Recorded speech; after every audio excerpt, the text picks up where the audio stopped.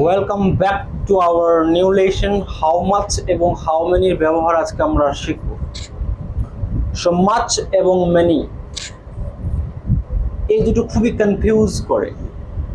আজকে কখন মাচ বসবে এবং কখন মেনি বসবে এর বিস্তারিত তোমাদেরকে আমি বোঝাতে চলেছি, তাই ক্লাসটা খুবই গুরুত্বপূর্ণ হতে চলেছে।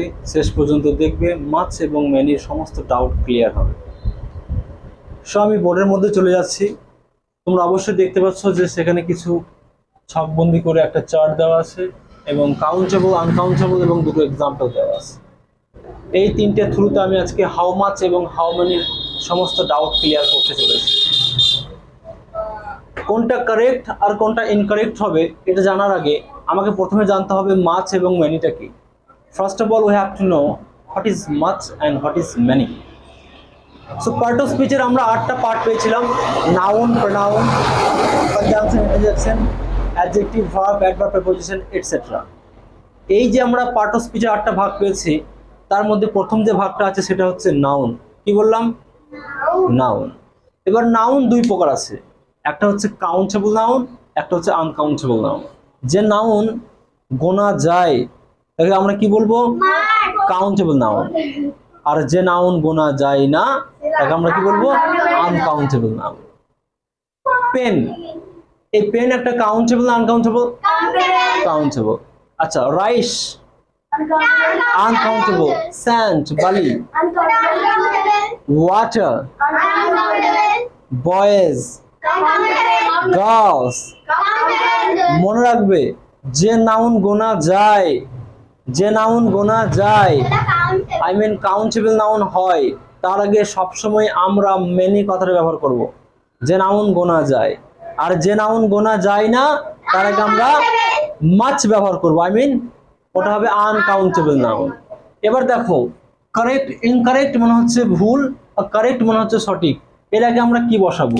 প্রথম বাক্য যেটা আছে, প্রথম যেটা ওয়ার্ড আছে, দেখো ওয়াটার। আচ্ছা, ওয়াটারের জায়গায় যদি আমি এখানে মেনি বলি তাহলে এটা কি ঠিক হবে? কারণ ওয়াটার গোনা যায় না।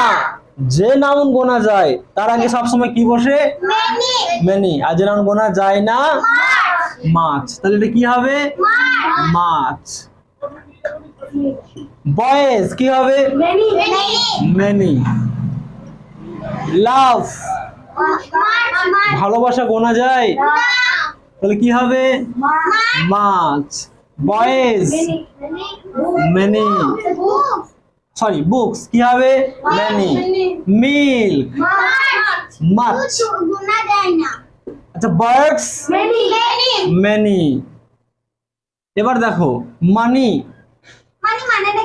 মানি মানে টাকা, মানে কি হবে? মেনি না মাছ? মেনি। হাউ মেনি মানি গোনা যায়, টাকা গোনা যায় তো টাকা, মানি মানে টাকা। সো সিমিলার, একই হবে এটাও, তাই একই সেম সেম পেঞ্জ একই হলো। এবার দেখো কাউন্টেবল নাউন আর আনকাউন্টেবল মানেটা আমি তোমাকে বুঝিয়ে দিচ্ছি। আনকাউন্টেবল মানে যেটা গোনা যায় না, আর যেটা গোনা যায়। ক্লিয়ার? এবার দেখো এক্সাম্পলের মাধ্যমে আমি তোমাদেরকে কিছু দেখাচ্ছি। হাউ, হাউ মানে কতটা বা কত পরিমাণ। হাউটা WH ওয়ার্ড।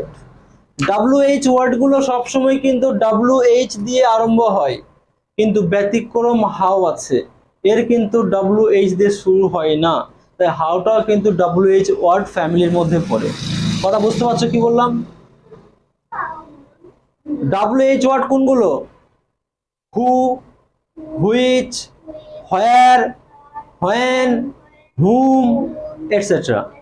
তার মধ্যে হাউটাও WH ওয়ার্ডের মধ্যে পড়ছে। ক্লিয়ার? সো হাউ মানে কতটা বা কত পরিমাণ। ব্যাস, সল্ট ডু ইউ ওয়ান্ট, তুমি কতটা নুন চাও। হাউ মাছ ব্যবহার করব। আর how many boys, how many boys want to go with you? How many boys want to go with you? কতজন ছেলে তোমার সঙ্গে যেতে চায়?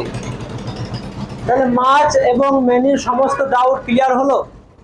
হ্যালো, হয়েছে ক্লিয়ার? কখন মাছ বসবে কখন মেনি বসবে বুঝতে পারছো?